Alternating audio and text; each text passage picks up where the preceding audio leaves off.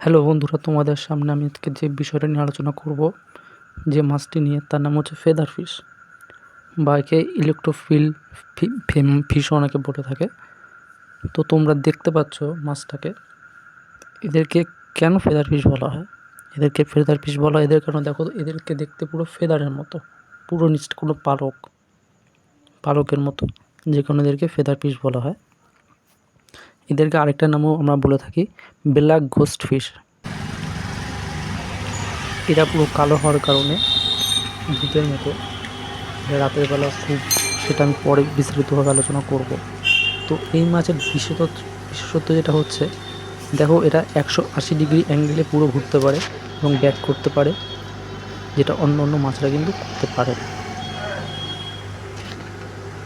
মানে ওরা যে কোনো পরিস্থিতিতে যে কোনো জায়গায় যদি আটকে যায়, ওদের খুব বেরোতে খুব সুবিধা হয়।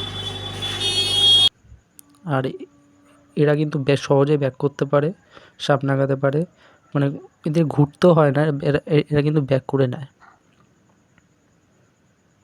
আরেকটা তথ্য আপনাদেরকে আমি দিয়ে রাখি, এরা কিন্তু রাতের বেলায় চোখে মানে খুব ভালো দেখে। এদের চোখগুলো খুব ছোট ছোট দেখায়, মানে ছোট ছোট, খুব একটা ভালো করে লক্ষ্য করলে আপনারা দেখতে পারবেন।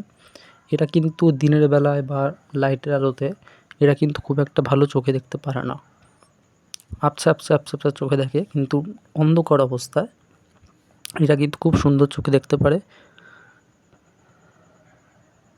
আর দেখবেন রাতের বেলা বা ডিম আলোতে এরা কিন্তু সারা অ্যাকোরিয়াম ঘুরে বেড়াবে, যেটা আপনি দিনের বেলায় ওদেরকে দেখতে পারবেন না। এরা দেখবেন দিনের বেলা একটা কোনো হাইডে বা কোনো আড়ালে গিয়ে এরা বসে আছে, এবং এরা এটাই কিন্তু খুব পছন্দ করে।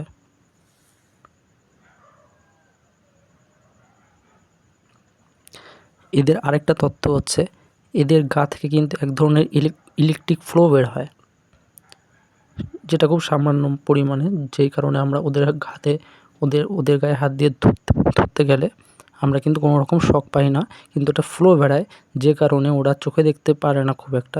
সেই কারণে ওদের ভগবান এটাকে ওদেরকে দিয়েছে। ওরা সামনে গেলে পরে বুঝতে পারে যেটা পাথরের গা থেকে যাচ্ছি, এটা গাছের গাছ থেকে যাচ্ছি, বা অন্য কোনো মাছ যদি ঢোকে তার সামনে, সে বুঝতে পারে তার ইলেকট্রিক ফ্লোরের এই কারণে। আরেকটা আরেকটা তথ্য, সেটা হচ্ছে, আপনারা দেখবেন আমরা সব মাছদের পায়ুছিদ্র বা যেটা ওয়েস্টেজ মানে হোল আমরা কিন্তু দেখতে পাই, কিন্তু এই মাছের কিন্তু সেক্ষেত্রে দেখা যায় না। দেখবেন, আমি আপনাদের বলে দিচ্ছি, এই মাছটি মুখের ঠিক তলের দিকে, যেখান থেকে এদের ফিনগুলো শুরু হয়েছে, দেখবেন ছোট্ট একটি সাদা দাগ আছে।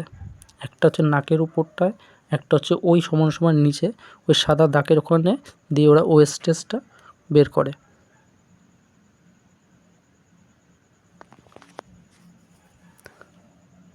তো এদেরকে যখনই আপনারা মানে খুব কিনতে যাবেন বা নেবেন, তখনই ভালো করে জিজ্ঞাসা করে নেবেন এদের খাবারটা কী মানে খাইয়েছে।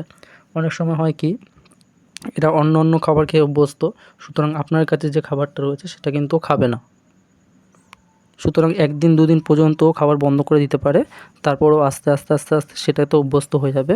তো আপনারা জিজ্ঞেস করে নেবেন যে ও কোন খাবারটা খেত।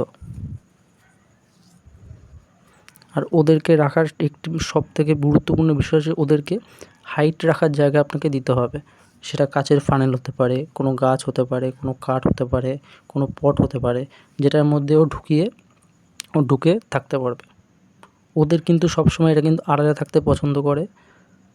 এরা খুব একটা কাউকে ডিস্টার্ব করে না, রাতের বেলা একটু ডিস্টার্ব করে, তাছাড়া খুব একটা ডিস্টার্ব করে না।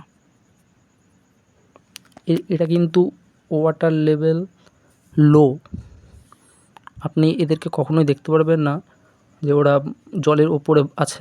একমাত্র খাবার সময় যদি আপনি কোনো ফ্লো খাবার দেন, তাহলে পরে যেটা আমি দিয়েছি, যেই কারণে ওরা কিন্তু ওপরে উঠে খাচ্ছে, সেটা আমাদের অভ্যাসবশত। ওকে আমি এভাবে অভ্যেস করিয়েছি, তাই ও ওপরে উঠে খাচ্ছে। তাছাড়া কিন্তু এরা সাধারণতভাবে ওপর দিকে ওঠে না।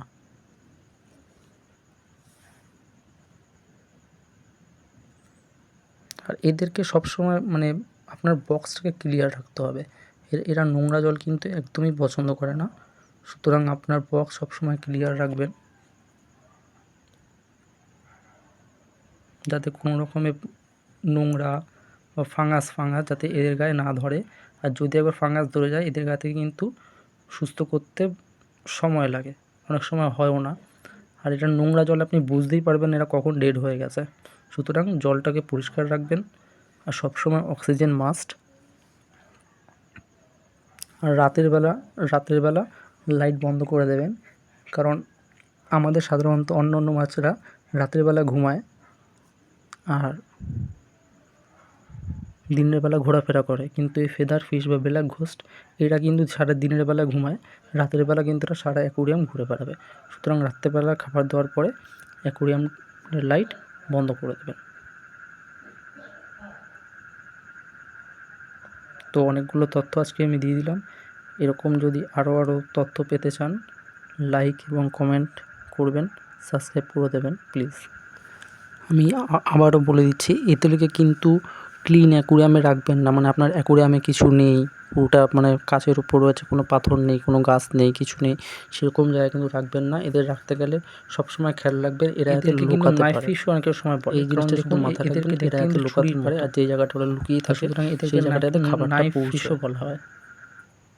আর নয়তো এমন খাবার দেবেন যেটা টেট্রাপেট দিতে পারেন, যেটা জলের মধ্যে ডুবে যায়, সেরকম খাবার দেওয়াটাই ভালো।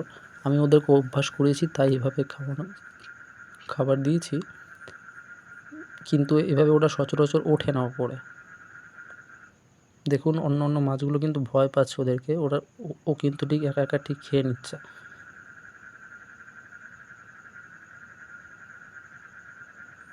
ও কিন্তু বারবার ওর জায়গা মতো ঠিক চলে যাচ্ছে খেয়ে দিয়ে, আবার প্রয়োজন মতো চলে আসছে।